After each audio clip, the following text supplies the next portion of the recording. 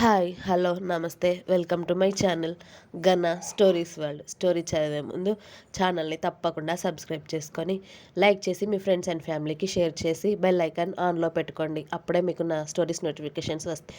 ఇక స్టోరీలోకి వెళ్ళిపోదాం. I'm in love romantic world episode 1.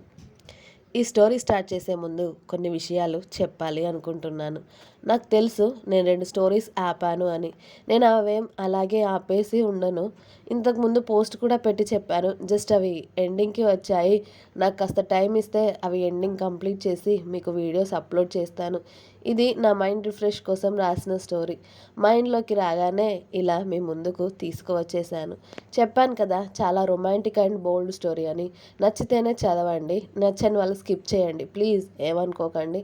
నాకు చాలా నచ్చి రాస్తున్న స్టోరీ. దేవిక, రాకీ, నందిని కదా ఇది. గొంతు కాస్త బాగాలేదు, అడ్జస్ట్ అవ్వండి, హెల్త్ బాగాలేదు. ఇక స్టోరీలోకి వెళ్ళిపోదాం.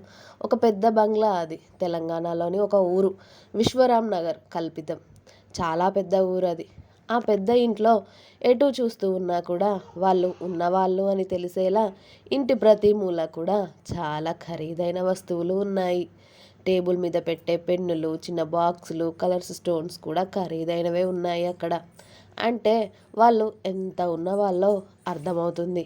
చాలా అరుదైన వస్తువులు, ఖరీదైన వస్తువులు ఆ ఇంటి నిండా ప్రతి మూల మూల కూడా ఉన్నాయి.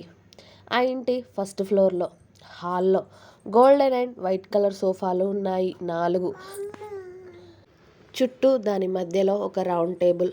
అందులో ఒక సింగిల్ సీటర్ సోఫాలో 6 అడుగులున్న అబ్బాయి. 6 అడుగుల కన్నా ఇంకా కాస్త ఎక్కువగానే ఉంటాడు. బ్లూ జీన్స్ అండ్ బ్లాక్ షర్టులో పిచ్చ హ్యాండ్సమ్గా ఉన్నాడు. జిమ్ చేస్తాడేమో. 6 ప్యాక్, ఆ కండలు హోహో అత్తిరిపోయాడు. షర్టు పైనుండే అతడి కండలు కనబడుతున్నాయి. పైగా ఫ్రంట్వి 3 బటన్స్ ఓపెన్ చేసి ఉన్నాయి షర్టువి. అందులో నుండి కనిపించని అతడి శరీరం తెల్లగా మెరిసిపోతుంది. చర్మం రంగు కూడా తెలుపే.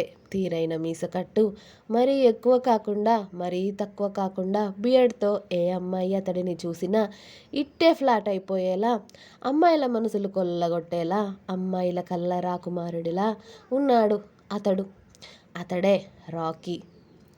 రాకీ సోఫాలో కూర్చున్న టేబుల్ పైకి 2 కాళ్ళు చాపుకొని ఒకదాని మీద ఒకటి వేసుకొని ఊపుతూ చేతుల్లో మందు గ్లాస్ పట్టుకొని సిప్ చేస్తూ ఉన్నాడు. ఏదో దీర్ఘంగా ఆలోచిస్తూ.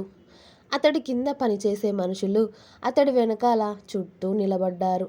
ఎందుకో రాకీ ఇవాళ కోపంగా, కాస్త బాధగాను కనిపిస్తున్నాడు.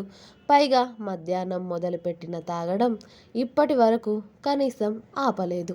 ఆ సోఫాలో నుండి పక్కకి జరగనూ లేదు. చేతిలో గ్లాస్ని పక్కకి పెట్టలేదు. మందు పోసుకుంటున్నాడు, తాగుతున్నాడు. మధ్యాహ్నం నుండి ఖచ్చితంగా 6 గంటలవుతుంది అతడు తాగడం మొదలుపెట్టి. కానీ అసలు అతడిని చూస్తే తాగినట్టు కూడా అనిపించట్లేదు. ఎంత స్టిఫ్గా ఉన్నాడో అసలు అతడు. ఎందుకలా ఉన్నాడు అక్కడ ఉన్న కొద్ది మందికి తెలుసు, కొద్ది మందికి తెలియదు. అలా అతడి 6వ ఫుల్ బాటిల్ కూడా ఓపెన్ చేసి గ్లాస్లోకి మందు వంపుకుంటుంటే రాకీకి నమ్మకస్తుడు, రాకీ తమ్ముడులా చూసుకునే శివ వచ్చి, అన్నా నీకోసం ఆ అమ్మాయి ఉదయం నుండి వచ్చి మన ఇంటి ముందే నిలబడింది. వర్షం పడుతుందని మన వాచ్మెన్ ఎంత చెప్పినా కూడా వెళ్ళట్లేదు. మన వాళ్ళకి పాపం అనిపించి లోపలికి రమ్మంటే చెట్టు కింద నిలబడిందన్నా తడుస్తూనే. పైగా తను పెళ్లి కూతురు గెటప్లో ఉందన్నా. నాకేం అర్థం అవ్వట్లేదు. నీకు అప్పటి నుండి చెప్తుంటే ఏమో నువ్వే నా మీదే గరం గరం అవుతూ ఉన్నావు. ఇదిగో ఇప్పటికి చెప్పనిచ్చావు నన్ను. కాస్త అమ్మాయిని వచ్చి చూడన్నా. పాపం పాపం ఉదయం నుండి ఇక్కడే ఎండకి ఉంటూ, వానకి తడుస్తూ, చలకి వణుకుతూ మన ఇంటి దగ్గర నిలబడింది అన్నయ్య. ఏం కావాలి అంటే రాకీతో మాట్లాడాలి అంటుంది. ప్లీజ్ అన్నా, నువ్వేమో టెన్షన్లో ఉన్నావు. ఆ అమ్మాయి గురించి నీకు చెప్పాలి అంటే ఒకసారి వచ్చి చూడన్నా నువ్వు అనేసి శివ బతిమాలేసరికి ఇప్పుడు అదంతా అవసరమా అన్నట్టుగా రాకీ ఒక సీరియస్ లుక్ ఇచ్చాడు శివకి. ప్లీజ్ అన్నా, ఒక్కసారి నువ్వు వచ్చి చూడు. తను పెళ్లి కూతురులాగా తయారైందన్నా, అందుకే నిన్ను ఇంతలా బతిమలాడుతున్నాను. అసలు ఏమైంది, నువ్వు వచ్చి కనుక్కుంటూనే కదా తెలిసేది అని శివ అనగానే రాకీకి కూడా అనుమానం వచ్చింది. అసలు తను పెళ్లి కూతురు గెటప్లో ఎందుకు ఉంది అని. సీసాలో ఉన్న మందు గ్లాస్ నిండా వంపుకొని అది తాగుతూ ఫస్ట్ ఫ్లోర్లో ఉన్న బాల్కనీలోకి వెళ్ళి అక్కడి నుండి కిందకి చూశాడు. క్రీమ్ అండ్ మెరూన్ కలర్ పట్టు చీరలో పూల జడ, నుదుటిన బాసికం, చేతి నిండా మెహందీ గాజులు, ఒంటి నిండా నగలతో అచ్చంగా పెళ్లి కూతురు అలంకరణలో అద్దిరిపోతూ ఉంది ఆ అమ్మాయి. అక్కడి నుండి అతడు మాట్లాడినా తనకి వినబడదు అని చెప్పి సైలెంట్గా రాకీ చేతిలో ఉన్న మందు గ్లాస్తో డ్రింక్ సిప్ చేస్తూనే కిందికి నడుస్తూ ఉంటే శివ కూడా రాకీ వెనకాలే వెళ్ళి రాకీ ఇంట్లో నుండి అడుగు బయట పెట్టగానే గొడుగు ఓపెన్ చేసి రాకీ తడవకుండా ఆ గొడుగు పట్టుకున్నాడు శివ. ఎందుకంటే అప్పటికి ఇంకా వర్షం వస్తూనే ఉంది. అప్పటికి చీకట్లు ముసురుకుంటూ ఉన్నాయి. 7:30 సమయం అది. రాకీ వస్తున్న అడుగుల శబ్దం వినిపించి ఆ పెళ్లి కూతురు అలంకరణలో ఉన్న అమ్మాయి రాకీని చిరునవ్వుతో చూస్తూ ఉంటుంది. అతడు ఆమె దగ్గరికి వస్తున్నాడు అన్న సంతోషంతో. ఆమెను చూసి కూడా ఎలాంటి భావన లేకుండా రాకీ వెళ్ళి ఆమెకి అడుగు దూరంలో నిలబడడం, శివాని అక్కడి నుండి వెళ్ళిపోమని అతడి చూపులే చెప్తూ ఉంటే శివ చేతిలో ఉన్న గొడుగు ఆ అమ్మాయి పట్టుకుంటుంది. రాకీ తడవకుండా, ఆ అమ్మాయి తడుస్తూనే. ఇక శివ అక్కడ ఉండకుండా ఇంట్లోకి వెళ్ళిపోవడంతో రాకీ ఇంకో అడుగు ముందుకు వేశాడు ఆ అమ్మాయికి చాలా దగ్గరగా. ఎందుకంటే ఆ అమ్మాయి కూడా తడవకూడదు అని ఇద్దరికీ కలిపి గొడుగు పట్టుకోమని అతడి ఉద్దేశం అన్నమాట. దాంతో ఆటోమేటిక్గా ఆ అమ్మాయి పెదాలపైన చిరునవ్వు రావడంతో రాకీ ముందుగా అమ్మాయి పెదాలను చూసి ఆ తర్వాత ఆమె కళ్ళల్లోకి చూశాడు. ఎందుకు వచ్చావు అన్నట్టుగా డ్రింక్ సిప్ చేస్తూనే.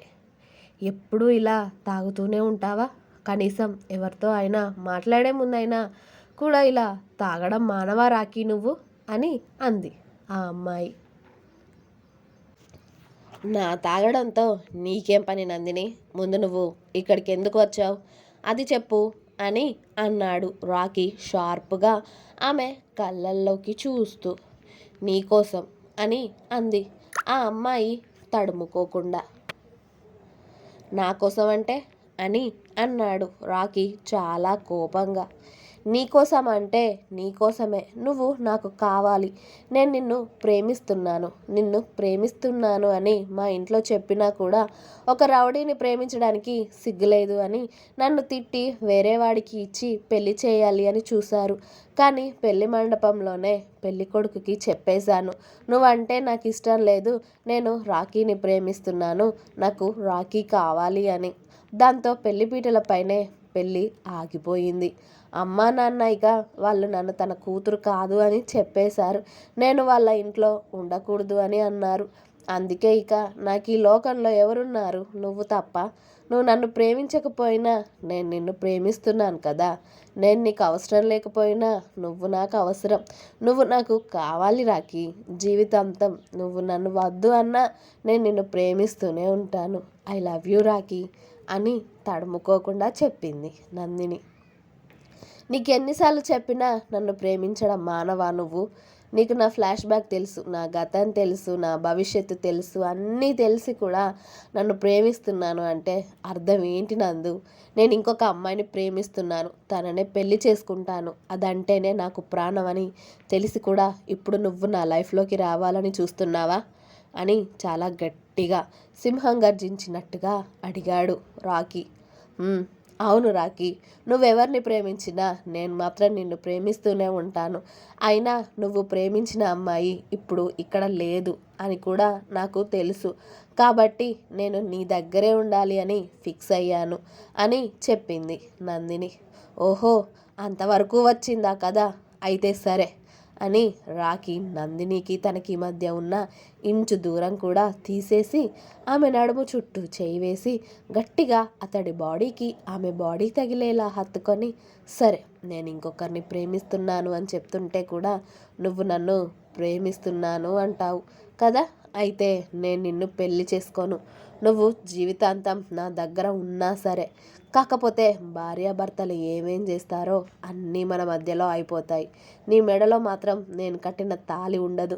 నీ మెడలో అసలు నేను తాళి కట్టను. అలా ఉంటావా జీవితాంతం నాతో అని అడిగాడు రాకీ సూటిగా నందిని కళ్ళల్లోకి చూస్తూ. నువ్వు అడగాలి కానీ నా ప్రాణం పోయే వరకు నీ కాళ్ళ కింద పడి ఉంటాను. నువ్వు నా పక్కన ఉంటే చాలు. నువ్వు నా మెడలో తాళి కట్టాల్సిన అవసరం అస్సలు లేదు. నువ్వు నా మెడలో తాళి కట్టాల్సిన అవసరం అస్సలు లేదు. నేను ఉదయం లేచినప్పుడు నువ్వు నా పక్కన, నేను పడుకునే అప్పుడు నువ్వు నా పక్కన ఉంటే చాలు రాకీ. జీవితాంతం నీకు బానిసలో ఉండవన్నా ఉండిపోతాను. అంత ప్రాణం రా నువ్వంటే నాకు అని ఆమె కూడా అతడి చుట్టూ చేతులు వేసి ఆమె పెదవులు అతడి పెదవులకు తాకించి మరీ చెప్పింది నందిని. ఇంకా ఉంది. మీకు నా స్టోరీ నచ్చినట్టయితే లైక్ చేయండి, షేర్ చేయండి, అలాగే సబ్స్క్రైబ్ చేయండి. గనా స్టోరీస్ వాళ్ళ ఛానల్ని తప్పకుండా సబ్స్క్రైబ్ చేసుకోండి. కొత్త స్టోరీ ఎలా ఉందో చెప్పండి. Thanks for watching my video. ఈ స్టోరీ ఇప్పటి వరకు ఎక్కడా రాలేదు, ఇక్కడే ఫస్ట్ రాస్తున్నా.